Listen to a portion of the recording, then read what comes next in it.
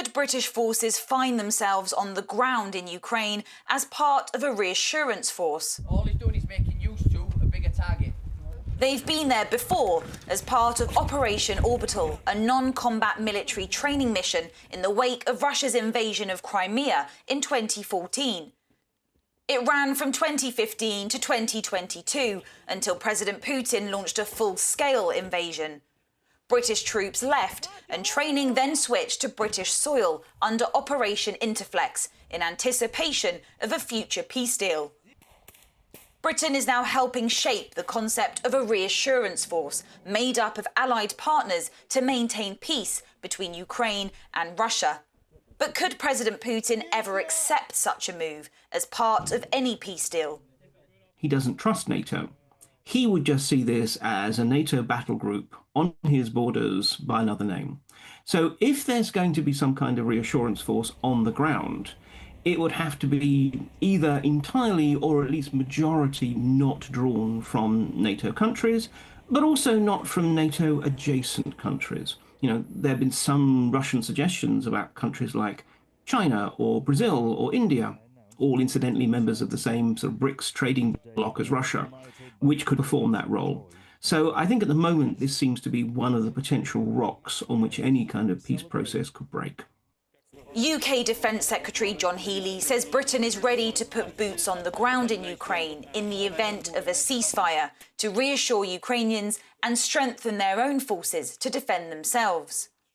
The safest, the less risky option would be to have all of the troops in the West training Ukrainian forces, which would help Ukraine pretty significantly because it would be able to sort of raise the quality of their troops. And then also you could have troops quite far close to the contact line, which is riskier, but also potentially has that deterrent value if they are backed up by credible military forces.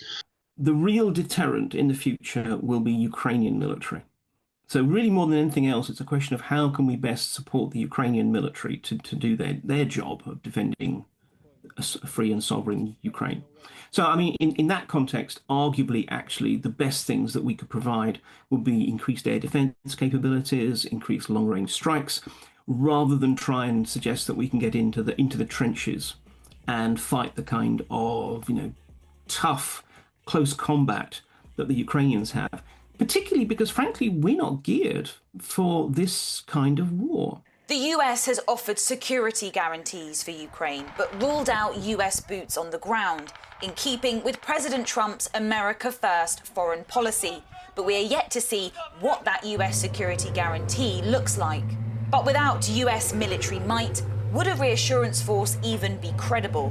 I think it would be very difficult for the Europeans to do without the US, and that is based on post-Cold War interventions, first in the Balkans, within the Sahel as well, Iraq, Afghanistan. The US has always provided not just the bulk of the combat capabilities, but also the enablers, things that enable military operations. And that's what the US has in abundance, and also leadership. They are prepared to do things that Europeans might not. So the badge on the shoulder of the soldiers does matter. If we do imagine some kind of deployment of force, without the Americans willing to provide not just some kind of ethereal backstop that says, we will help you in case you get into trouble, but also the crucial enablers. At the moment, Europe doesn't have the logistic and lift capabilities to be able to kind of project a substantial force into Ukraine and sustain it. So I think absolutely it's very hard to imagine at the moment this being possible without the Americans on some level being involved. So what would a reassurance force look like? The problem is this: we have no idea what a reassurance force is meant to do. I mean, if it's just simply to monitor the borders and to register if there's been any breaches to a ceasefire and to identify who is to blame, well, that's the kind of thing that organisations like the OSCE do all the time. You do not need to have a substantial military force, certainly not an armed force, to do that. If it is instead meant to, in effect, help defend Ukraine, well, that's a whole other issue. But the thing is it relies on the willingness of the countries in question to fight and die and to, in effect, declare war on Russia. whether openly or not. We in the West certainly have not been willing to do so in the past 3 and a bit years. And therefore, one has to ask whether there will be any genuine willingness to do so in the future.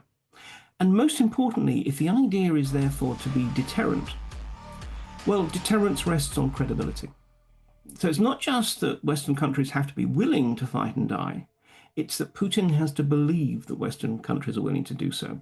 Ukrainians can defend their own country, but what that will mean is they will need very rapidly to be given not just more kit and support, but also assistance in building up their own defence industries. That's going to be absolutely crucial so that they can arm themselves rather than having to depend on the largesse of others. The mission of any reassurance force would need to be set out clearly before it can be created. And for that to happen, a peace deal needs to be struck. Sophie Kakianis, BFBS Forces News. Thanks for watching. For more from BFBS Forces News, like and subscribe to our channel.